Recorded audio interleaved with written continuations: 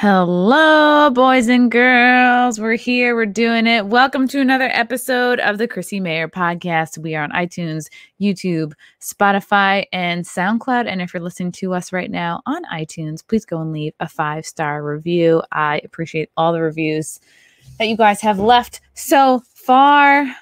Shout out to our sponsor, Cushy Dreams. They are my go-to for all things CBD related. If you're feeling stressed, if you're feeling like you are dealing with some anxiety, I highly recommend Cushy Dreams. They offer a full lineup of premium smokable CBD. They specialize in extraordinary rich CBD hemp flower, aka bud, in cans and pre-roll CBD joints. You can enjoy all the health benefits of CBD without getting high, under 0.3% THC in everything you see here. It's cannabis that ships directly to you, and it's legal in all 50 states. Join the men and women who are sick of vapes and gummies and want to smoke their CBD. Looks, feels, smells just like high-quality marijuana, but you're not going to get high. It's 100% hand-trimmed, never machine-trimmed. They do tons of independent lab tests for compliance and purity. All are posted on their website, cushydreams.com. That's Cushy with a K, U-S-H-Y. And best of all, it's grown here in the USA. So go to cushydreams.com and get some high-quality CBD bud at checkout. Use promo code CMP for 20% off every order and smoke your CBD. Quick shout out to some stand-up I'm doing. This Thursday, I'm going to be headlining the Stress Factory in Bridgeport, Connecticut. And then this weekend, I'll be with the boys from Comedians of the Compound. I think we're doing a show at the Brunswick Mall. I think it's related to Uncle Vinny's. That's in Point Pleasant Beach, New Jersey. And then the following Tuesday, the 20th, I'll be headlining Jinx on the Boardwalk. Both of those shows are in Point Pleasant Beach, New Jersey, near the Jersey Shore. Then I'm headed to New Orleans, August 13th and 14th. To do the new comedy theater out there. And then I'll be back to Vegas September 10th and 11th with Comedians of the Compound. We'll be doing shows at the Plaza Hotel, the Comedy Works club down there. And then back to Dallas September 17th and 18th. I'll be headlining Hyenas out there. All right. Those of you that were here earlier, he's here with us now for real, in the flesh. It's happening. We've delayed your gratification on this guest, and I think it'll be to your benefit. He's a buddy.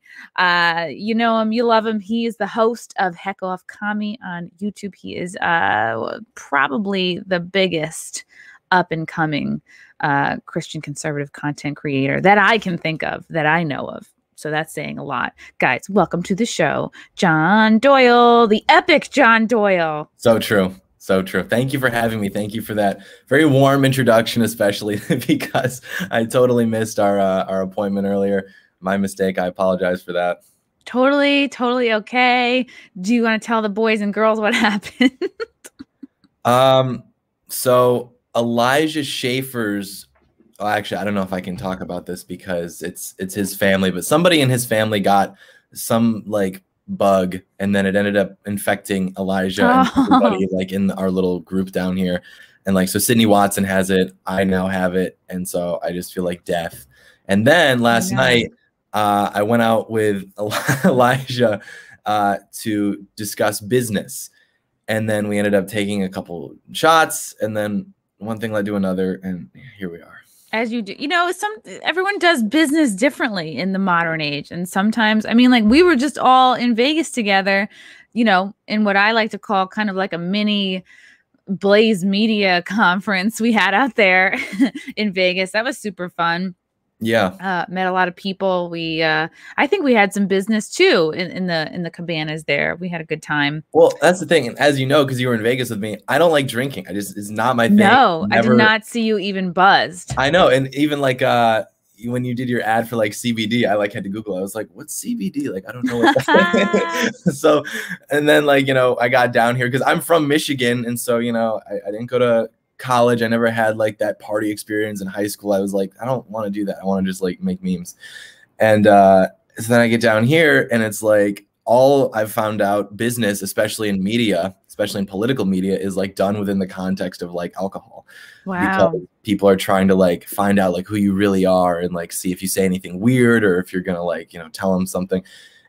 And so we've there's been a little bit of an adjustment that's had to be made there. So it almost sounds like, yeah, like get somebody drunk and you see who they really are. I think literally, no, that they want to see like if you're cool, if you'll rat on your friends, or if you'll tell them something about you that is bad or something like that. And even if you go into DC, there are people who will get you drunk and then like roofie you basically, and they'll take you up to hotel rooms and take pictures of you in bed with underage girls that they hire to just have blackmail on you. It's like you have to be very careful. That's why like I hate doing. Hey Elijah, I want to talk to you about Blaze, women, and content life balance. Cool, yes. Let's meet for drinks. Okay. 90 minutes later. It's all right. We love the big guy. We love the big guy. It was my fault. It's totally my fault. It's okay. It's you're young, Grasshopper. You're still learning. Yeah, if you didn't have college, it will take you a minute to figure out how much you can drink and what you can drink. And you moved last time I talked to you, I think it was in February, when I was down there in Texas, and you had just moved and you were kind of getting used to it down there. How has the adjustment been to living in Texas? And you're from Michigan, right? Yes. Pretty normal. No real hiccups. Well, actually, that's a total lie. We had that hailstorm that totaled my blackout. Car. Oh, the hailstorm. Okay. We had to build this studio here in the apartment, which it turns out that I think somebody in the apartment complex, it's a nice like area, but I think that somebody is like growing marijuana in one of their apartments because it always like smells like it.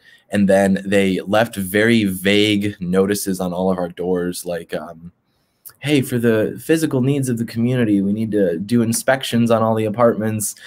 Wow. So I'm going to have to find a way to explain this little construction project that I've done here. Just like, yeah, this is like sort of my racism HQ here. And we've got like the lights and everything. Yeah. So that'll be fun. You're kind of you're like a pioneer. You're like one of the few conservative, like I think it's because you're young. You're literally a pioneer. Yeah, you're pioneering the conservative content creation industry. And I'm sure like nobody tells you when you decide to do this, like how to set up your set, how to put things together, like what equipment to buy. That's all just through like word of mouth and like talking to friends. Yeah. I was just talking about that with somebody recently. Like, there's no real, like, you have mentors, but even they've only been doing this 2 years longer than you. And so you really just kind of have to trust your instincts and go from there. And a lot of people just can't do it for whatever reason, and they just fall off. And I think that's where my fans think that I'm at right now, because I've been so inconsistent with posting content recently because of reasons. And so now we're going to get back into it, hopefully. And then they are going to be very mad at me, which is okay. And I understand, but I'm going to try to get more consistent with everything, because I mean, what, did I build this studio for nothing? No, that would be lame. Yeah. You didn't hang that helmet up for nothing. Exactly. And so you took about a 3-month break from making content, and you were kind of already saying, I was going to ask, like, what are the pros and cons of this? Like, cons are, your fans are like, what's going on, John? Are you done? Well, and that's what sucks about it too, is it wasn't even supposed to be a break. If I could do it over again, I would have already had the studio design when I moved down here, so I could start building it immediately. Because like you mentioned, like in terms of putting lights in, when I built my first studio, I just went on Amazon and just thought I might need that and added a bunch of stuff to cart, and then I bought it. I set it up myself. But this is like professionally designed and everything, and I underestimated the amount of time that would take. So there was the process of getting the design and everything like rendered, and then getting the supplies, and then actually like bringing people out to like build it with the person who designed it here. And then the cameras that we got were back ordered, the lights, and it was just like such a process. And then even now I still like don't really know how to use everything, because it's much more sophisticated than I'm trained for, because I'm not trained for anything. Like I used to have Panasonic camcorders, and I just hit the record button and then it's like good to go. But these are like DSLRs, and they have to be in focus. Like the first video I put up in the new studio, I was like slightly out of focus, and I almost was going to type something like, hey guy, I'm sorry, I'm just not. But then I was like, no, I'm just going to like make a joke of it. So I think I commented something like, remember, you don't have to be in focus to stay focused. Yeah. And they loved it. So it's okay. Do you consider yourself, John, like a little bit of a perfectionist? Like your videos are so my good. Autism. You're but you're so good at what you do. You're so well researched. I have been singing the praises of your the last time we talked, I called it your porn video. I have to be a little bit more careful. I have to be careful with my words. Yes, it's actually the how porn is destroying you and your country critique video. I've been singing the praises of this video, telling everybody to watch it. If you have a spare hour and 42 minutes, I highly recommend it. I actually spoke about this video with I think a mutual friend of ours, Brittany Venti, her episode. I did another interview with her. It comes out today. She was like, "Oh yeah, I know him," and she was like, she's all on board, completely agrees. She thinks she made a strong case for why she thinks porn leads to rape and sexual violence. Like she has some hot takes. Probably the average bear is gonna find her to be like too extreme. Like she thinks all porn should be illegal, and I'm just like, all right, well, let's be realistic. That's never gonna happen. It's way too profitable. But I like what you did. You were very well researched in your video, and you're just like, hey, I'm gonna show people what the real negative effects are. Brittany Venti thinks I have autism too. She might have autism. Well, yeah, no, we were at our friend Jessica's wedding down in Florida, and we went kayaking. And I'm like in nature, just like, I don't feel like I have anything to say. I'm just like, fine. She's like, you're really quiet. Do you have autism? And I was like, probably. Wow, she's so blunt. No, I like her video and my video like juxtaposed because because I'm a young man, was much more focused on the effects that it has on the boys, which a lot of people don't even think about because, you know, the surface level arguments against it are like, it's degrading to women, which it is. But I didn't really think that that would be as effective, frankly, to my audience. And even more frank, I really don't care that much compared. Like if I had to choose what's worse between like, you know, women feeling degraded and like boys literally rewiring their neurochemistry to make them depressed, I'm probably going to like focus a little bit more on that in terms of what's important. Because I feel like women are just always going to be insecure. I feel like it's in their nature. I don't know. But I like that. I seriously, I do think that's true. But I don't necessarily totally disagree. I think that Brittany, like as a young woman, it's better for her to take that approach of like, you know, this leads to sexual violence and like rape fantasies and like all sorts of weird stuff like that, which I think I may have touched on like in the last part of the video, but that wasn't really the thesis of it. And of course, humans are selfish-ish creatures in a way. Like it's going to be way more compelling of an argument to be like, yeah, these are the effects of you personally in the immediate future. Like if you were going to try to get somebody to give up their iPhone, you wouldn't be like, well, it was put together with child labor. Like that's somebody else's problem. Or would you say it's affecting your attention span, the rate, you know, whatever comes out of the phone, it's not called an EFT, whatever you would just say, oh, here's how it affects you directly, negatively. Radiation. Yeah, the radiation or whatever. Yeah, that's why I've got this phone case. It blocks all the radiation. Well, it blocks like 99% of it, and it looks dorky because it's got like the, you know, this thing. It's like a wallet. Oh, yeah, you have a flap. Okay. Yeah, well, I have to because 1 in 3 millennial men have low sperm count or are infertile. Wow. Partially because, you know, obviously the plastics and everything like that we're eating, but also because of cell phone radiation, because you've got that thing in your pocket all day and it's literally dick and balls. It's frying them. Yeah. And so you have to block that radiation. And then it also does other stuff like it, you know, makes it so hackers can't like walk by you and like swipe your credit card information, stuff like that. Whoa. But very important. I want them to sponsor me. I want to see if I can like, because I unironically usually that's how I get sponsors. Like I use their products already and then I like send them an email. I'm like, hey, do you want to pay me to talk about how much I like your stuff? They're like, okay. So yeah, the best. Yeah, that sponsors should want somebody who's really passionate about their product already, because then it doesn't come off like you don't care. Yeah. It's kind of like a meme too with my audience, because I always have iTarget, which is a company that sells dry fire training kits for guns, and then also like We the People holsters, and like that's it. So like every video is gonna have like one of those two sponsors. And well, it makes sense because ammo's apparently so hard to come by. Yes. And it's expensive, so it's a great idea that you could practice and not have to spend money on ammo. Not no, to, like, go to a place. Product, yeah. I bought one for my uncle for Christmas, and he texted me the day after it was delivered, and he had been playing with it so much that night that he literally like wore the skin off his finger from racking the slides so much. It was pretty funny. Wow, that's cool. So what's your promo code in case people want to check that out? Oh boy, wethepeopleholsters.com/Doyle, itarget.com, promo code Doyle, I think. Yeah, everything's Doyle. Yes. Okay, cool. And like, yeah, not I just like I can't say enough about that video. Everybody should watch it. But if you could pick one or two key takeaways from your criticism of porn, like if someone's listening right now, you know what it is? I think a lot of men go, "Oh no, I'm sure that's what you get. Most of your criticism are guys who are like, I don't want to give this up. Like I can, because it feels so good in the short term. It's a distraction." And I don't know. I think about your stuff a lot. And every time somebody's like, making OnlyFans. And now I'm getting to this point where I'm like, no, because if I make an OnlyFans, like, I don't want you jerking off to me. I want you jerking off to your wife, or like, that's time that you should spend figuring out how to like fuck your girlfriend better, or like make things hotter with your wife. Like, and I know that's like never anybody's first choice, but like, why can't we shift? Like, I think it's a valuable endeavor to like shift the focus to like, yeah, focus on who you're with, or use this time to meet a quality woman. Yeah.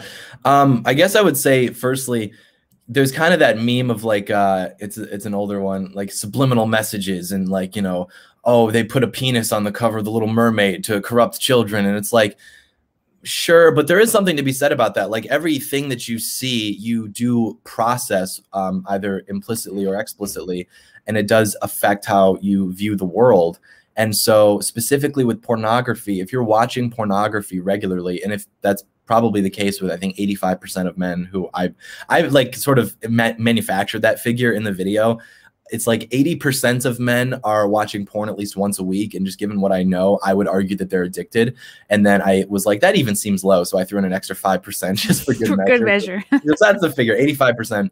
So I guess first I would say, I wouldn't try to make an argument in favor of it unless I hadn't been watching it for, at least 2 weeks or something. So like, if you can't even go 2 weeks without watching it, don't tell me why it's so good for you. Like, you need to recognize that you are probably addicted, and your brain has literally strengthened the neural pathways that you've created to make you want to pursue this thing above literally everything else, because it's chasing that dopamine rush, or that, what is it?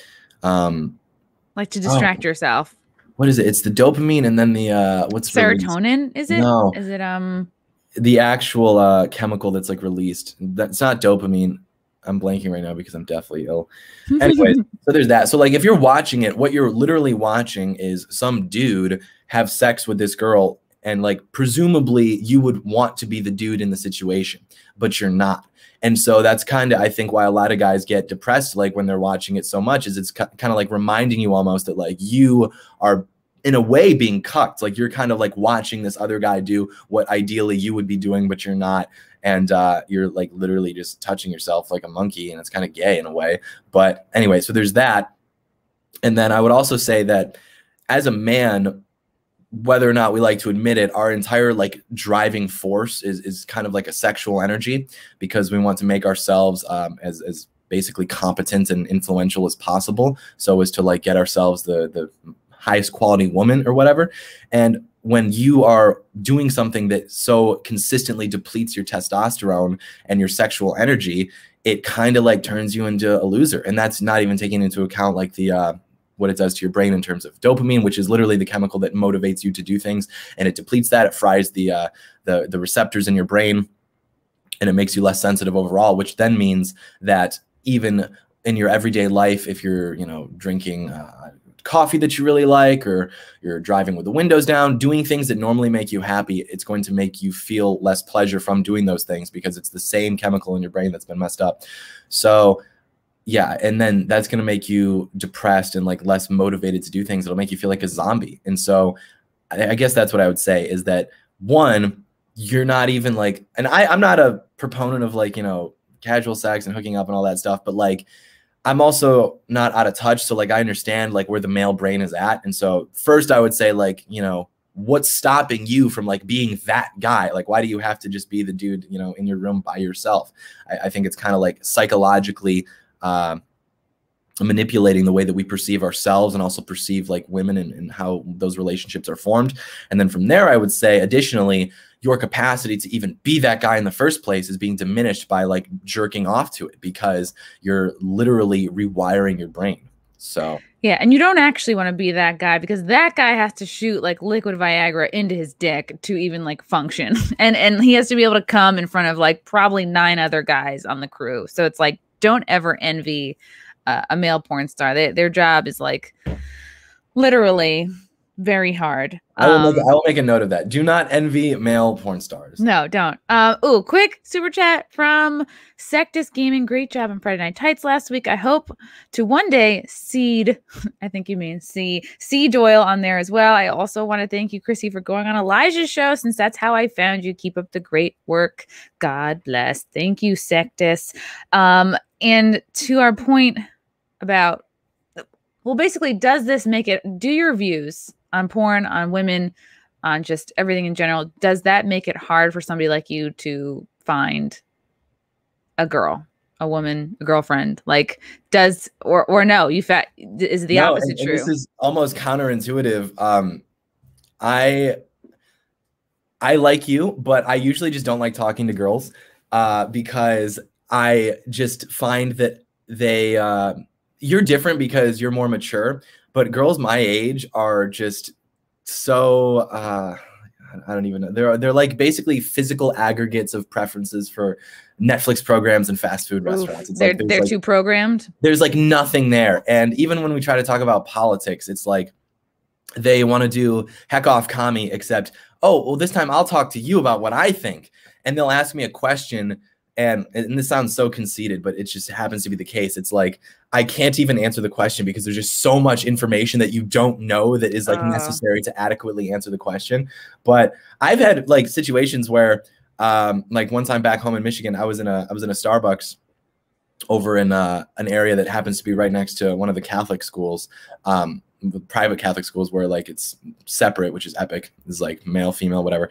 And there was this girl there and she asked me like how to spell a word or something because she was writing a paper. And we started talking and she asked what I was doing. And I was like, oh, I'm doing research for a video about like why men and women are like completely different and why, you know, the gaps that exist because of the way that the brains are structured or whatever. And so we started talking and I was just being myself, just saying things like, she's like, well, what do you think about gay marriage? And I was like, what? Gay marriage? What's that? When 2 men get married, they do what? Like, that's not a thing. Like, just totally just. You were like trolling her a little. Yeah. And I've noticed that the more blunt that I am with my views about women in particular, like they kind of like it in a way. And I think it's because it's true and they know that. And they've got this like crystallized feminist conditioning that has told them that in order to feel fulfilled, they need to go and get an education and then fall into debt and then go be a working woman and then go through what I refer to as the sucking dick and traveling phase while they're in their 30s, where then they settle down and try to find a man. And I have no tolerance for that. And I won't beat around the bush. I'm just very frank, and they like it, which is interesting because like even, you know, I don't know if you ever watched me on other podcasts, especially Elijah's. I've watched you on Elijah's. Yeah, you're awesome. I give Sam a hard time. Like I give all the women just a hard time because it's funny to me.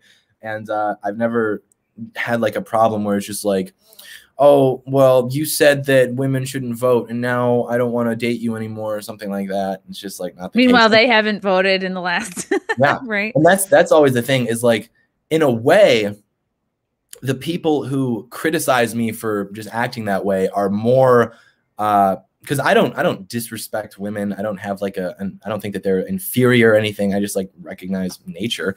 But I think that the people who criticize me for that actually view women in a much more degrading way, because whenever I say anything that isn't so nice to a girl, the criticism is always, oh, this is a guy who needs to get laid. Oh, he's an incel or whatever. And it's like, think about that. What that is saying is he insulted women. Therefore, he needs to be cut off from the only thing that women can provide, which is sex. That's like what's that saying? Yeah. It's like, it's the same thing with anytime like you criticize an e-girl online or something. It's just like, okay, incel. Okay, it's like literally saying that, oh, well, you're just not going to get laid because that's the only thing that women can provide, which I think is degrading. I think that's not true. I think women can provide so much for the world, and they're so wonderful and vivacious, and I love women. That's such a go-to insult, right? Like, oh, especially like anybody who's like not a moron online. Oh, he must be an incel. Like that's just an easy insult for anybody who's kind of like bucking the norm.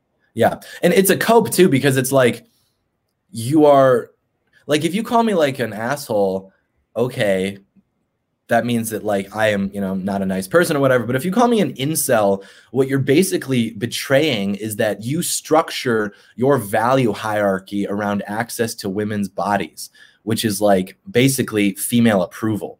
So you're calling like me an incel because you prioritized like taking advantage of girls with daddy issues so much. It's like, I think that's something more emblematic of your character than it is mine. So yeah, it just shows like where their values are at. That's so true. And you're like, no, I'm gonna like not spend my sexual coins so frivolously. Like I'm gonna wait and find someone high value. Yeah. Quick, thank you for the super chat. Sectus, why not make an OnlyFans and just post super based hot takes? Again, like I could do this, but I don't know. I feel like my calling is to make people like laugh and think. And again, like it's not just like it's nothing to just like the amount of time and clothes. It's a really like it's a big time commitment to like doing OnlyFans. It's really like from the girls I've talked to, it's like another job, and I just don't have time, and I just fucking don't want to be known for that. Thank you very much. Daniel Knock, they are riding the CC cock carousel. Are you talking about the second day traveling?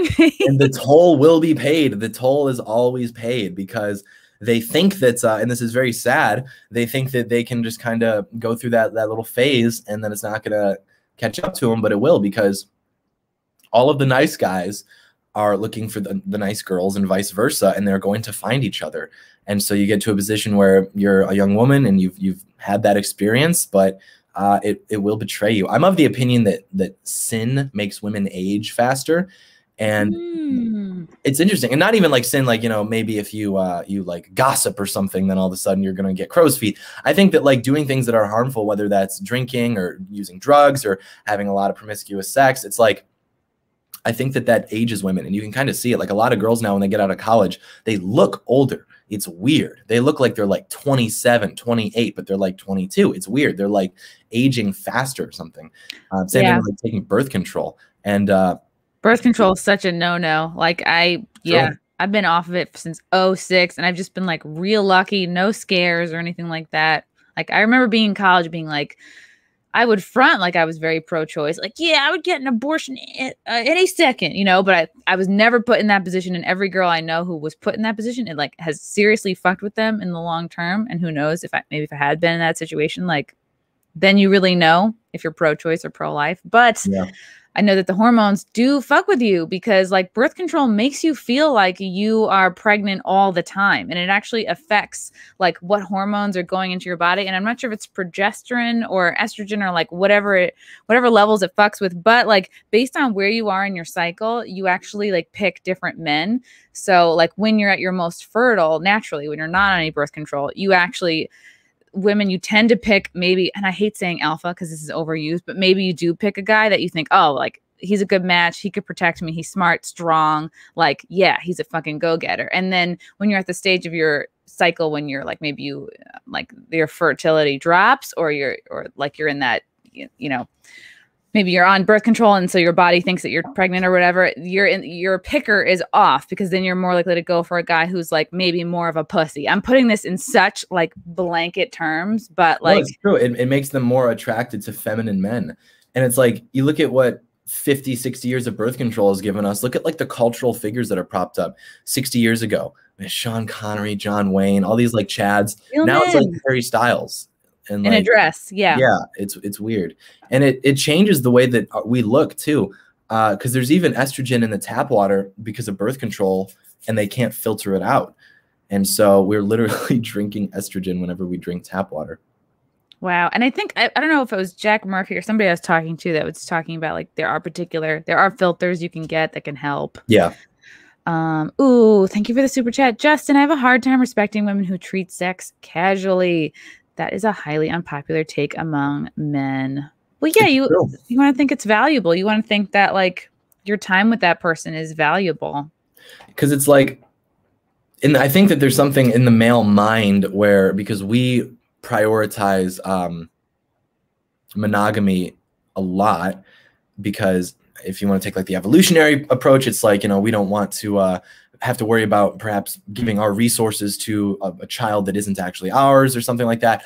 And it's like, if you have easy access to a girl, then there's something in the back of your mind that's like, well, if it was this easy for me, is it going to be this easy for the next guy? And, you know, you can tell yourself like, no, I'm just that special. I've just got such good game, man. But it's like, dude, you're probably not the first one. I think, what's the rule in American Pie? You take the woman's said body counts and like multiply it by 3 or something. Multiply by 3. Right. And take a guy's and multiply by 3. Divide, or like take a guy's and like subtract. Yeah. So I just say 8. It's much simpler math that way. I'm just like, oh yeah, 8. That sounds good. That's a good number.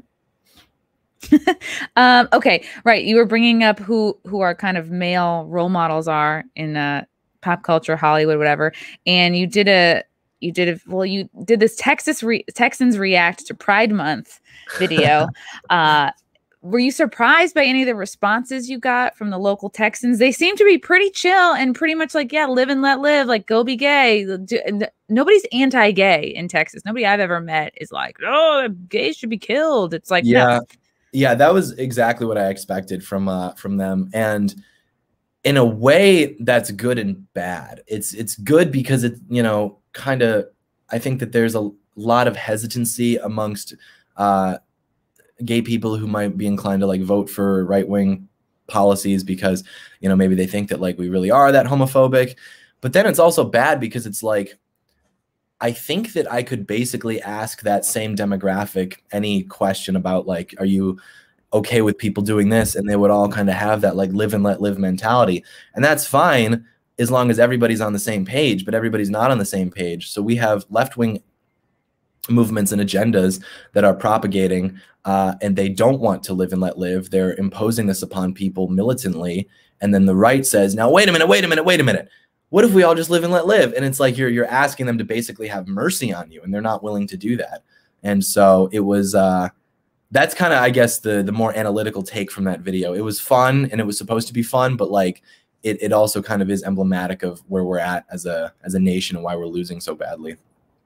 Right, because you think live and let live is like the high value response, but really it's like, yeah, we, like you said in this video you did, like what conservatives need, I forget the title, but it was like what conservatives like really need to be doing now.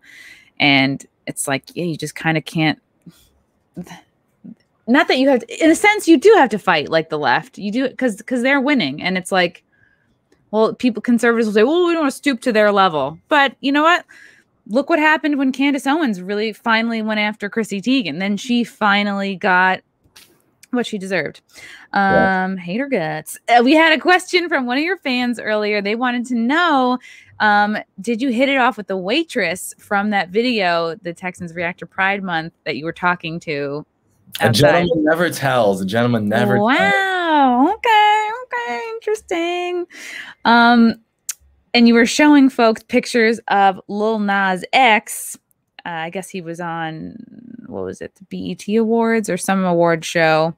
Yeah. Where he like kissed a male dancer. And then I was noticing all his fans were like getting pissed when people would mention on Twitter, like, yeah, Madonna and Britney actually did it first in the 2003 VMAs.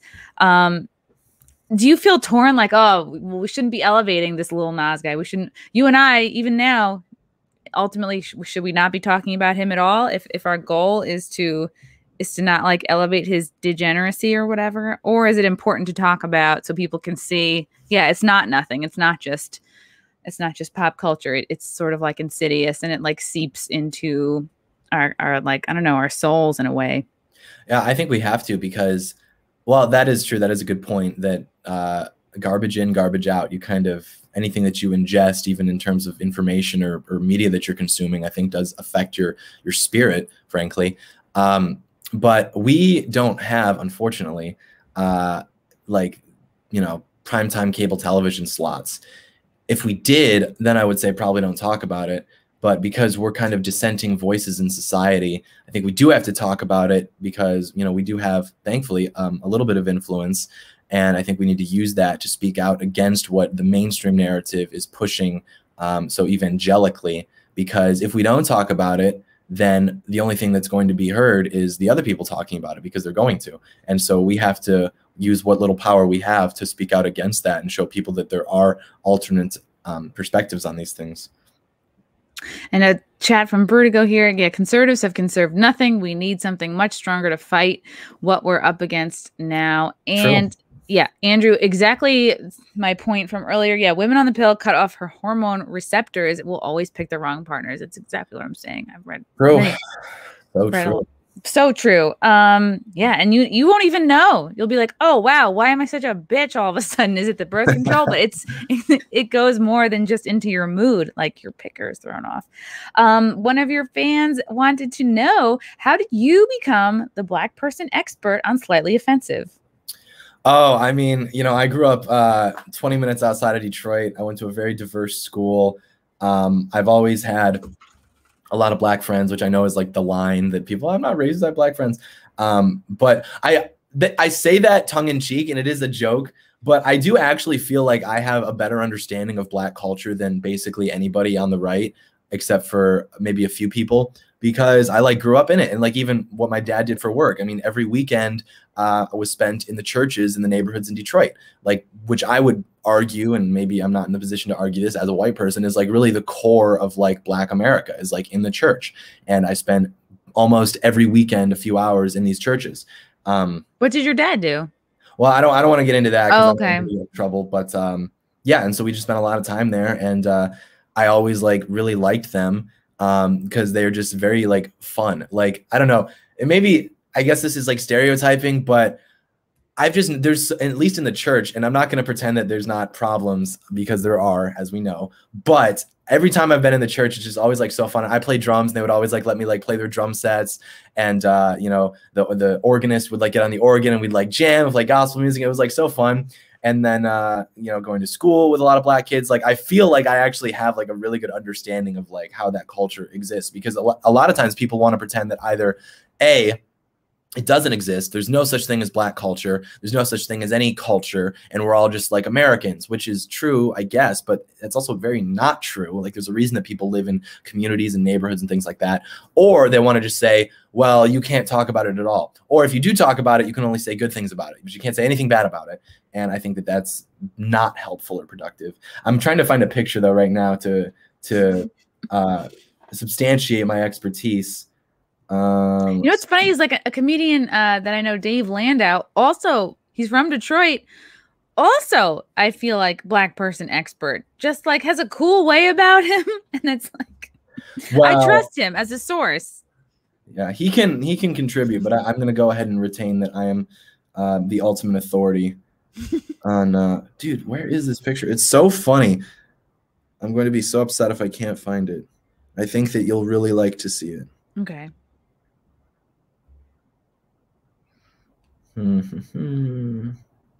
Ah, yes. This is me. I think this was the last day of school in 2014. That's me and my homies. Oh my God. You look exactly the same. This is so funny. This is what, when you don't damage your body. You haven't sinned. Yeah. Look at that. You haven't lived a life of sin. Homies. Wow. You know, it's like, this is moments before they stole my bike. No. Whoa. Literally what happened was, this was, I think, 3 or 4 houses down from mine. We were walking home from school, and me and my buddy, we like saw them down there. And so we went to go talk to them. Cause we all, like, it was the last day of school. We all got out, and I think I literally just went up and I was like, hey girls, let's see some gang signs. And they immediately camped them into it. Threw up gang signs. That's what's funny too, is like, I never got into any trouble doing this, but like, and this is so important too with young men, acknowledging the stereotypes and just making fun of them. It's so much fun. It's my favorite thing in the world. Like, we would, you know, give our Black friends shit, and they would give us shit back, and for anything. It was so like, we need that. You need to, instead of pretending the differences don't exist and then watching that sort of like ferment and become unstable over time, which I think is what America is doing right now. You have to just acknowledge them and just poke fun at them. Like walking up to a group of Black girls, hey, throw up some gang signs. Yeah. We're like, okay. And it was like funny. It was fine. Yeah, not all. That's the thing, is stereotypes got a bad rap. Not all stereotypes are bad. And that's just the basis of so much comedy, is observing the stereotypes. They don't come from nowhere. They're not made up. They don't come from thin air. They come from reality. And I think, Yeah, you have to always acknowledge reality. So in one of your recent videos, you talked about like what conservatives need to do. You mentioned something called fake conservatism or performative conservatism. Do you think this thrives more because of social media in a sense, or do you think it's just easier to pretend you're for the cause and not addressing the root problems? I think it probably thrives more with social media because, you know, I don't even use Facebook anymore because it made me a danger to myself just reading what these people were saying. And that's actually the biggest lesson I've learned in this whole journey. I always thought that the biggest headaches I would get would be from people on the left, but it's actually people on the right who are just stupid. And yeah, because, you know, Ron DeSantis, who I like, will do something and he'll sign a bill that is supposed to like do this or that. And then they see the headline, you know, DeSantis takes on big tech, and they're all like, yay, that means that we're not going to have this problem anymore. But then you like read the bill and it's actually like basically inconsequential. But people are still like, you know, in this echo chamber, and they think that they're winning and that we're dunking on liberals left and right. We're taking back the culture, but we're not. We're losers, and we haven't had a significant victory in the last 70 years at least, in terms of at least what's lasted. So yeah, it's very performative, and they just want lobbying contracts. And that's why I have to be careful when I say this, but I think it's true. Extremism, which connotes violence, which it shouldn't. Extremism, I think, just means that like you are at the extreme of the distribution. Like if you look at like, you know, where the bell curve of American politics, there's going to be people who are like farther right, and they're going to be on the extremes of that. So they are extremists or whatever. That doesn't mean that they're like, you know, violent or whatever. It just means that they're a little bit more entrenched in their beliefs than the average person would be. But I think that extremism and passion and conviction all kind of go together. I think it's all kind of like one-to-one. And that's what I've noticed when I watch some of these more performative conservatives who don't do anything, is like you look in their eyes and they don't there's nothing there. They don't actually like care about what they're doing. They have no soul and like no conviction and passion for anything that they're doing. And that's, I think, why they're ineffective. Maybe that was like beaten out of them. Maybe they were like demoralized, but yeah. And it's like me, when I'm not sick, I tend to be pretty high energy, and I also tend to be pretty extreme in my beliefs, but not in like a bad way. It's just, I don't know. But I think that you're fired up. Yeah, exactly. You give a shit. And I think that's what's necessary to actually do something. But so many conservatives are brainwashed literally through propaganda campaigns of approved conservative rhetoric and talking points, which exist because the left knows that they're not a threat to the system. That's why, frankly, some of these people, you look at who are the biggest engagements on Facebook.com or YouTube even, like, do you really think that big tech would allow for those types of voices to be so prominent if they were really posing a threat to the system? No, of course not. But where's I going with that? Threat to the system. What is it, like controlled opposition? Okay. It's like, I'll say something and I'll say, you know, we need to do this and we need to do this. We should be doing this. Well, but John, that's what the left does. Like you said, well, we don't want to stoop to their level. It's like, why do you think they win? Like their idea of a real, you know, conservative movement with teeth that can beat the left is essentially the idea of live and let live taken to the extreme. Like, oh, well, if we could just return to a libertarian society, it's like, okay, that can't exist because the people who are trying to crush you don't want that to happen. They want to win. You want to stop playing the game. That's not how power works. That's not how politics works. Everybody virtually at every point in history understood this until like 50 years ago, including our founding fathers. So yeah, that's. So in a sense, like, we don't want to generalize, but it's like, if we were going to generalize, would you say like libertarians generally don't confront reality because they kind of just live in this? 100%. It's a completely idealistic ideology. It assumes the perfectibility of the individual. Like, and those arguments, they sound so good, just like the arguments for socialism sound so good, but you think about it within the context of human nature and you're like, that's not how that works. Like, you know, and Ron Paul, who I really like, he had a line in one of the debates in, I think, 2012, where he said, well, we don't need murder to be illegal. The reason I don't kill somebody isn't because it's illegal. It's because I know it's not the right thing to do. And everyone's like, that's so true. I personally am responsible enough to not murder people. So that must mean the whole society doesn't need the anti-murder law. And it's like, that's not how that works. People are flawed. They are selfish. They are predisposed towards chaos, and you need to have order in society in order to actually have freedom. And Edmund Burke wrote about that in one of the founding, I guess, texts of modern conservatism, Reflections on the Revolution in France. And he pointed that out. You have to have order if you're going to have freedom, because if you don't have order, then you're going to have chaos.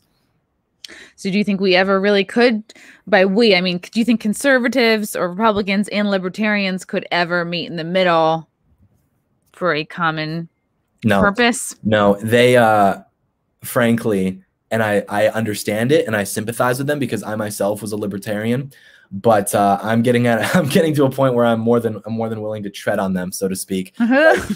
Like I will shut them out of the conversation in terms of, not like I'm gonna kick them off big tech or something, but like I'm not even willing to entertain ideas that I know are just so stupid in conversation when we're dealing with such a accelerated timeline like we are now. I don't think that we have time to really debate. Well, I don't know. Maybe we should end, what is it, government contracts for roads and give it back to the private sector. Focusing on anarchy or they're something. Trying to teach kindergartners about anal sex. Like, can we please? Right. This is happening right now. Yeah. So I think what's probably going to happen is either we're going to lose and the country's going to look something like maybe South Africa with what's going on right now in about 20 years, or a bunch of young men are basically going to realize that their birthright is being stolen from them and they have nothing to lose. They're going to get really mad about it. And then we're probably going to have some form of like authoritarian right-wing government, which doesn't mean, by the way, fascism. And it doesn't mean totalitarianism. It basically just means conservatism with balls. Literally the same thing that we had in the first half of the 20th century, where if you were a communist, you would not be able to get a job in education or in media, any place with influence. Like, wow, that's good. Why like the opposite of now? That's literally good. And you see how they flipped the table completely. Because there was a time in this country where if you were a communist, you couldn't get hired and you would be blacklisted from society. And then what did they say? Well, we just want free speech, right? We just want free speech. And then the American thought, okay, we'll give you a little bit of free speech. And then look what happened. They infiltrated the institutions and now you can't get a job and now you are getting canceled. So we kind of have this nostalgia for like, oh, old America, when everyone was unified. Do you know why we were unified? Do you know why everything was peaceful and prosperous? Because we put communists in jail, okay? That is a good thing. Just kidding.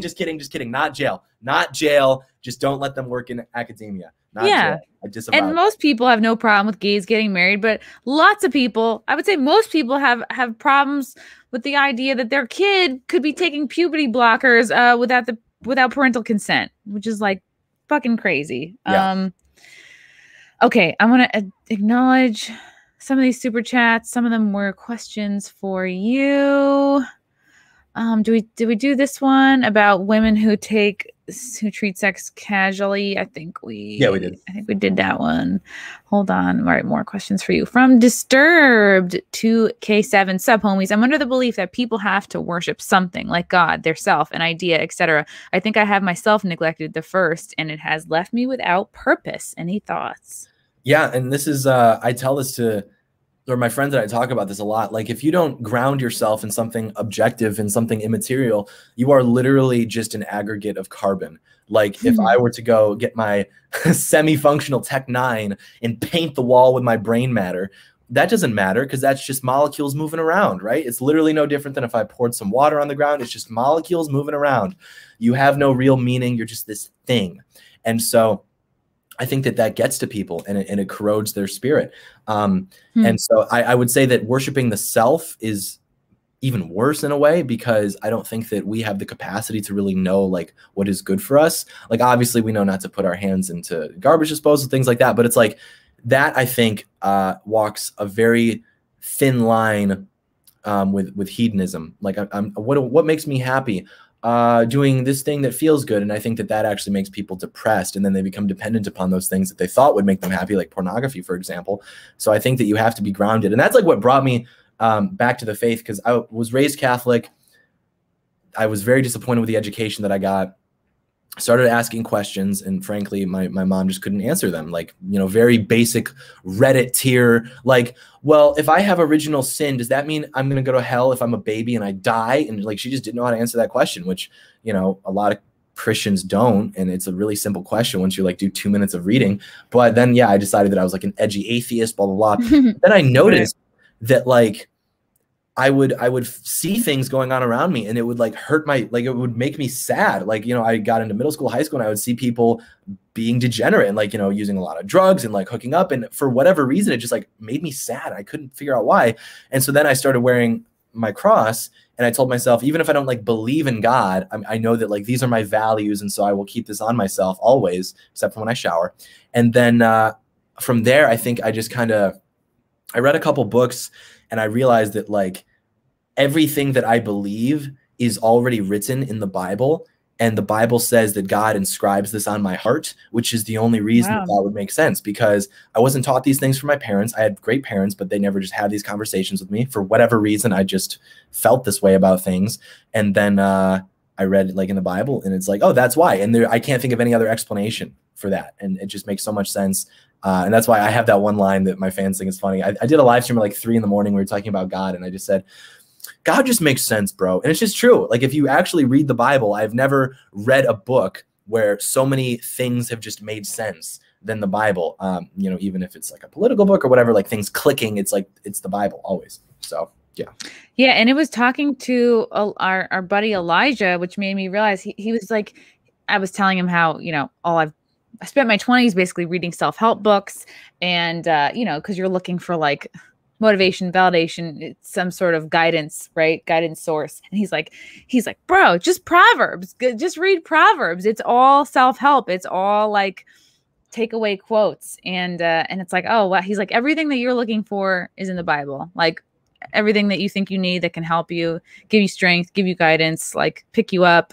And it's like, oh, wow, it's been there all along. And I just never thought of it because like, oh, my grandma had lots of Bibles and that's for old people. And so now I'm like getting curious about it again, which is pretty cool. Yeah. Question for you from Matthew Hammond. What are John's top questions men should ask women to speed the process of finding out if they are worth pursuing? If she has a relationship with God, and if she has a relationship with her dad, because as we talked about, human nature is predisposed towards chaos and sin. And I think that that's accelerated with women. I think men are like that too, but I think it'll manifest more quickly in women if they don't have something to ground themselves in, which would be either a good relationship with their father or ideally a good relationship with God. Because otherwise, I think that people, especially young women, will find ways to basically rationalize whatever they want above all else. They need to know that, like, you know, they are cared about and protected and provided for, but also kind of have that thing in the back of their mind, like, if I do this, there's going to be a man in the sky who's very upset with me, and they kind of, you know, keep them level. And this isn't like a rule. I'm sure that you can find very nice girls who maybe don't have those prerequisites, but I think that it might be a better use of your time, if you are concerned with time, to just sort of use those as kind of like hit or miss, and then move on from there. Yeah, I would say too, like looking at maybe spending habits, you know, like, is there an expectation that you are going to spend a lot of money on them, which may or not be sustainable depending on like what job you might lose or get, you know? It's like the core values that are going to be there with no matter, you know, whether you're broke or rolling in it, or yeah, just trying to figure out like if someone's superficially interested. I know that's a thing probably a lot of guys worry about, like, oh, I don't want to end up with like a gold digger, because the culture promotes it. Like the culture encourages women to like, get it, girl, right? Like, and guys are so kind of easy in a sense to get money from, because like just from how much money guys could spend on porn or OnlyFans, or just simping is expensive sometimes. And that's like another reason why I won't do OnlyFans, because it's like, I don't want to take advantage. Like support what I do. That's great. But like, I don't want to prey on a man's like biological imperative just to make a buck. Yeah. Okay. Let me see if there's more questions for you. Somebody else was wondering, John, what do you think of constitutional monarchy as a temporary government for a balkanized USA? Well, I think that I want to be the king. I want to be the king of the Great Lakes Federation. I would love that. Okay, and I'll say this because it's on your channel. I don't know if my channel is quite ready for this yet, but I was vacuuming my couch the other day, and for some Ooh. reason I was thinking about this, and it like sort of clicked, and it was following the same process of thought that we just got into with, you know, the accelerated nature of people to, you know, fall into chaos and sin. And I was thinking about that, and I was also thinking about something I read that is kind of like this old, I guess, piece of wisdom, that there's no such thing as a nation of laws. Or there's no such thing as the rule of law, which basically just means that in any society, and this is true, the people who pull the strings are never going to be held to the same standards as the people like us. It's just never going to happen.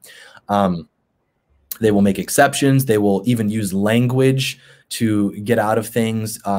You know, you can define racism to mean exactly what you want, and you can just play with the semantics of things and basically get whatever result you want and exempt your friends and yourself from the negative consequences. You can always do that because people are flawed. And then I thought about that with like the take on women, with I think they need to have a deep relationship with God because of that. And then I was like, wait a minute, the only people who I would really trust to govern are like deeply religious people, because that is the only person who will have the optimal chance of not trying to be selfish and screw people over. And then it's like, okay, well, how do you measure who truly has a good relationship with God and who like truly is a good person? And I think the best way to do that would just be by measuring how much they use power to crush what we know objectively is evil. And so then I was kind of like, wait a minute, is like theocratic fascism a good idea? Is constitutional like Orthodox Christian monarchy, is that a good idea? Was Tsar Nicholas II correct? I was just like going through this whole thing. I don't know. I don't know if I actually believe that yet. It's just a little thought experiment that I went on. But I think that's like basically correct. As we lose religion, we lose that grounding and that sense of objective morality, and we start to just pursue ourselves at the expense of others and our countrymen and those even who we care about. And it's like, I kind of would only trust like really, really deeply religious people to hold power, because everybody else is just working for Satan. They're just out for themselves. Everyone who's in power now that you can think of is just, they make decisions based on keeping themselves in power. Whereas like you do have a point, like religious people are all about like, yes, service for others. You know, there's fulfillment there. Cool. Someone else wanted to know what you thought of the idea of a national divorce, like the country splitting up into, I guess, left and right, or red and blue. I'm in favor of it. And even I think upwards of 40% of people in both parties are in favor of it. And I think the only reason it's not being discussed in the mainstream is because it would take off like something that takes off. I don't know. Like everybody wants this. There's no reason for us to really stay together. We are so balkanized and so divided. The only thing I can think of is like nostalgia. Like, oh, what a shame this is, isn't it? Can't we just stay together for the kids? And it's like, no, I don't want to. I'm willing to sacrifice. Visit if they want. Yeah, I'm willing to sacrifice, like, you know, national parks in California if it means that I don't have to worry about my kids getting their dicks chopped off. Yeah, I'm totally in favor of it. Okay, cool. One of your fans wanted to know if you had heard of, I guess it was a Christian drama called The Chosen. I have not. Okay. That's a quick answer. This is we got a super chat question for you both. What's your go-to jumping off point for red pilling your blue pilled friends? My God, I mean, they won't even give me the chance. They've unfriended me, most of them. Oh, that's a good question.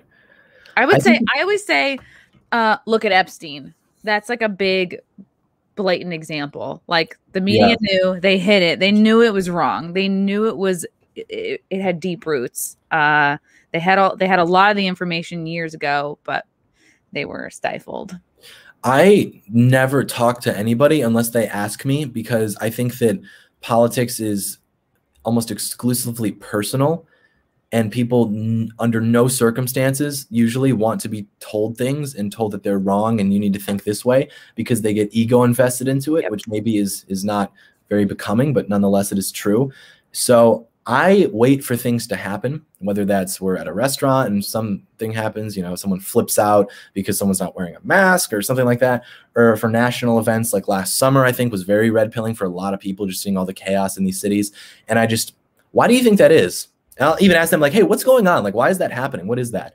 And then I get them to explain it to me, and I just keep asking them questions and allow for them to sort of, oh, wait a minute, because you really do just have to kind of lead people along. You can't like drag them like, no, this is the truth, because they won't. Even if you're right and they know that, they won't want to admit it, and they won't allow that to really be retained. They'll think, okay, whatever, you beat me in a debate, cool. But the next day, they're going to go right back to whatever opinions they already had. You have to ask them questions and make them feel like they're like almost working through it with you, or showing you or explaining it to you. And then you can kind of get them to, break the conditioning, so to speak. Yeah, absolutely. Show your work. No adult wants to be told they're wrong. Nobody wants to. Especially by a 21-year-old. That's, what is this? More than you. So I know. It's like, it's similar to Hotep Jesus's process. He asks a lot of questions, like, what's the distraction today? Or like, I like the other one the other day, he tweeted like, have you graduated from Twitter in the sense that you're not arguing on Twitter anymore? And I like just saw that after I was arguing with somebody. I was like, you got me. Okay, yeah, you did mention how right-wing people now are treated like how communists were treated in the 50s. It's like coming out. How do you heal spiritual sickness, and how do you know if you're spiritually ill? I think you can just kind of know. If you have to ask, it's probably not as pervasive, but I think that people just kind of know when, you're waking up and you're going through your day, and you sort of just have this like storm cloud over you, so to speak. And I think the way to, my faith says that the way to get out of that is to go to confession and to achieve a state of grace, and pray the rosary and do things like that. And then it's like, in my experience, it's like literally like a weapon. It's very powerful, like being in that state of grace, and you just notice that like the Holy Spirit is in you, and things are just better.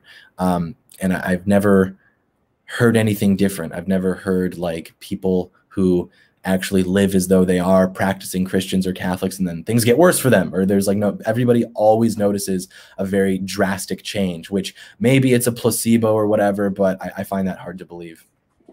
Yeah, I find like when I'm feeling like depressed or whatever, like it sounds so corny, but I remember that like happiness wants to come into you. Like I think a human's natural state is to just, it's not anything you become or achieve. It's like you can decide to like let happiness in you. And I'm trying to say this without sounding sexual, but like I will focus on be like, let me just kind of just drop my shit, what I'm worrying about right now, and just sort of like let happiness come to you and start being grateful and just, counting your blessings. And then like sometimes before you go to bed at night, like God or whoever, like help me work on whatever problem, whatever thing is you're worried about. And I usually in the morning wake up feeling lighter and better about it. Yeah. You had an interesting take. You were like, conservative influencers should not be wasting their time, like Matt Walsh raising $100K to own AOC. I was so shocked. I love Matt Walsh. He rarely misses. And he's actually, his books are what got me back into Christianity. And I was so shocked to see that from him. Like, I've never read anything from him and thought, no, he's wrong on this. And then I saw that and I was like, what? What point are you trying to make that like, oh, they're not going to take the money because they're hypocrites or whatever? I was like, and even he usually thinks that that's a stupid sort of strategy. Hypocrisy. And here's actually something, I thought of this the other day. I was thinking about somebody, and I was like, they're like not that smart. I was thinking about their like political analysis, and I realized that that's really what separates like a good commentator from a bad commentator, is the level of depth that they can go. And the best metric is, think of like an iceberg. And the tip of the iceberg in terms of analysis of politics, which requires no insight or research or anything, is pointing out hypocrisy. Because literally all it requires is that you have the capacity to view the difference between what people are saying and what they are doing. And that is it. It is so surface level, and it's so popular. Everybody loves it because it makes them feel good. Well, I'm not a hypocrite. This person's a hypocrite. But yeah, I thought that was very dumb. Yeah, like can you talk about it more than just like I guess, talking points, right? Yeah, and then it makes us look bad too, because there's so many things we couldn't even raise, and we're not even trying to raise money for the people who are literally in jail right now because they took a little trip into the Capitol after federal police let them in. But we raised $100,000 for a communist's relative to show that, oh, AOC is actually a hypocrite and a bitch. Did you know that? Well, now you do. Everybody who could know that already knows that. I mean, she's just all about virtue signaling. She's blaming Trump or blaming whatever. Whereas like the average person would be like, yeah, you're doing well. Like you have plenty of money to spare, AOC. Like you could have been helping her out. Here's the money, right? And it's, yeah, it wasn't about the money. And like, there are better ways to spend our time, but maybe it did get certain people to turn around and go like, huh, yeah. Oh, maybe she is full of shit, you know? Maybe. I hope. I think I'm kind of cynical, but yeah, that was actually the sad part too, is not that he tried to do it, but that it was successful. And that there were so many people who were like, I'm going to show this, I'm going to show AOC. And they gave their money. It's sad. But I think the money probably went back to everybody. It did. Yeah. But I hope that some people got red pilled by that, but I don't know. Bracket hashtag wants to know what you think of Jenner, of Caitlyn Jenner. I think I'm actually doing a debate on that tomorrow on Elijah's channel with Lauren Chen, who I like a lot, who I think is also a Christian monarchist. So yeah, we'll talk about that maybe. I don't like him, and I'm not like personally, but see, and that's the thing, like you hear that and you kind of flinch now, but like 5-6 years ago, the right was all about, I'm not going to say it. No, this is wrong. No, but now he was like literally a headline speaker at CPAC. And it's just like, what are we doing? If we can't even conserve nature, biological like realities, what are we even doing? I don't care about tax policy if it means that I'm going to have to pretend that like this man is a woman. Did you bump into, I saw Elijah took a little bit of some footage like, hey, Caitlyn. I did not. No, I did not. Did you, how was CPAC? It was fun. I met a lot of fans, networked a little bit. Yeah, it was a good time. I think that the event in itself is kind of lame, but I always like to go because all my friends go and you meet some fans. And there was this one little boy, he was like 13, and I was walking by, and he looked at me and he just goes, I recognize you. And I was like, aww. And then he was so excited and he was like, can you sign my book? And I was like, yeah, dude. And, that's cute. How does that make you feel? So good. Like I love, and this sounds so bad, but I like my favorite people in the world are like 13 to like 16-year-old boys, because it's just such a formative stage in your life. You're so confused. You have no idea what to do about anything. You're so excited about like, you know, video games and Mountain Dew and mischief. And I just love it so much. And I love the energy because it's like really like the unperverted male spirit before you kind of get like beaten down by sticks and snails and puppy dog tails. Yeah, it's no cynicism or cynicalness. And, no, it's just like he had just such a life in his eyes. He was so excited, and I was like very happy that like I could bring that to him. I guess that feeling of like, and that's why I always, whenever I meet people, I even hate calling them fans. I try to call them like the audience because I don't like to put myself on a pedestal, because I don't think that like I do anything that like other people couldn't do if they were in my position. Like if you want to like research 30 hours a week, you be me, but some people just don't want to. That's fine. I'll do it. And so I always try to like let them talk to me as long as they want to, because I've met people before who I like really look up to, and you kind of like want to like get something out of that interaction and like feel good about it walking away. Like there's nothing more heartbreaking than like, you know, meeting somebody who like really inspires you and they're like a dick to you. You know, like maybe like, you know, you shouldn't have liked them that much, but like, it's just, you know, it's the way we are. And so I always kind of like let people talk to me as much as they want to, because I know that for them, for whatever reason, they like look up to me, and that means a lot to me, but I'm sure it means a lot to them too. So yeah, it was cool. He handed me a Glenn Beck book too. That I think his mom got for him. And I signed the Glenn Beck book, and I was like thinking to myself, like, if you only knew how much different I was from Glenn Beck. Yeah, somebody after a stand-up show had me sign somebody else's book. I'm like, I like the energy. I appreciate what you're doing. Yeah, that's really neat. I kind of agree that the sort of cost of being kind of an internet person or a public figure is like, yeah, I think the your fans deserve a little bit more patience from you. So if you are having a rough day or just not feeling it, and somebody comes up to you like, well, it's like, I do feel like you a little bit owe it to them. you know, within reason. Like if someone's like crawling all over you, that's bad. But if someone's like a fan, like, yeah, you do owe a little bit of niceness to them. Yeah, I've never had a weird interaction with like people like being weird. They're like normal people. Sometimes they say things that are like, especially with like the pornography dissertation and everything. It's just like people come up to me and they're just, oh, you don't even know what I was watching, man. And I was like, yep, and I don't want to. It's just And they start telling you, you're like, okay. Yeah, a little TMI, but it's all right. It's all right. Why when you said like the event of CPAC is lame, like what do you mean by that? Like how is it structured? It's just very, like the title of it was CPAC, America Uncanceled. And it was like, they just took down a statue of Robert E. Lee. What'd you do to stop that? Nothing. They're literally canceling America, defined by its history, defined by its culture, everything. And you think that you can just say, nope, not canceled. Yes, you are, you idiot. Like it's literally the equivalent of like being mugged and they like take your wallet. I just mugged you. No, you didn't. I'm not going to allow you to have that power over me. You didn't. I just got a new wallet. No, yeah, it's like, no, they did, idiot. Yeah. But even there was a video of me that my friend took, Nuance Bro, really smart guy. And he took a video of me asleep during Trump's speech. I like fell asleep because it was just very, and I love Trump, but it was very like, it was not 2015 Trump. It was not 2016. Really? What's changed? He is just a little bit more establishment now. Oh man, really? You felt he was like more careful? I mean, with what they tell him to say and what to focus on, it's just kind of like, I miss the old Trump, you know, when was the last time you saw a Chevrolet in Tokyo? It doesn't happen. I miss that Trump.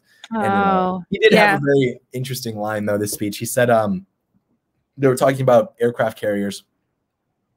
He said something about like steam. And then he said, like, now we have so much steam that we don't even know what to do with it. And at first I didn't think anything, but then I look over and Nuance Bro was laughing. And then it made me like replay the sentence in my head and realize just like how stupid of a sentence that is. Not like he's stupid, but the way he talks is always like, and we're going to win so much, you won't even know what to do with it. And we're going to have so much money coming in, you won't even know what to do with it. So him to like apply that framework to steam, and we have so much steam, we don't even know what to do with it. It's like, it's steam. Open a window. Yeah. So aw, that stinks. All right. Well, yeah, I guess they're getting into his head a little bit. Let's see. Oh, did you bump into Nick Fuentes while you were at CPAC? I did, yeah. Was he able to like run around for a little bit? Or was he immediately booted out? Like what happened there? Yeah, he pulled up to the front and he got his boys out there with him, and then they mobbed into the hotel. And then they tried to get in. They were turned away. And then they saw like some journalist who like writes for Salon or something who was there to like dox people. And then they like bullied him, which was funny. And then he took off and rode into the sunset. And then he gave a speech at the hotel across the street a little bit later that day. Wow, that reminds me like of the times I'd see like Alex Jones in DC, like at the different rallies. Like they wouldn't let him like speak with the like legit group, but he would just speak like just a few meters away and like get a bigger crowd. Why was Nick like? Why was he banned from there? I don't know. I think he's basically banned from everywhere. I don't know if he's actually explicitly banned. I think he was, and I may be wrong. I think he was booted out like 2 years ago at CPAC, but I don't really know the story there. I don't know. Maybe it was because he wasn't registered, which might be naive. Maybe he like literally is just banned. He can't even register, but I don't know. He's just bad boy for life, I guess. Okay, cool.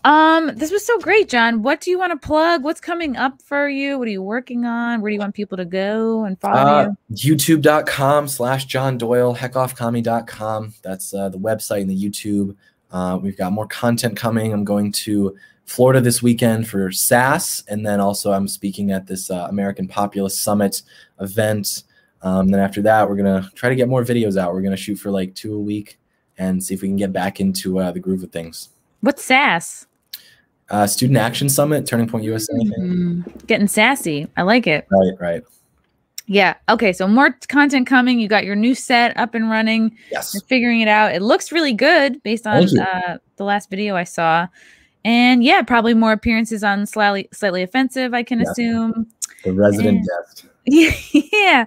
This was awesome. John, thank you so much for coming on the pod. Good to talk to you as always. Yeah. Thank you for having me. Anytime. I will talk to you soon. Bye.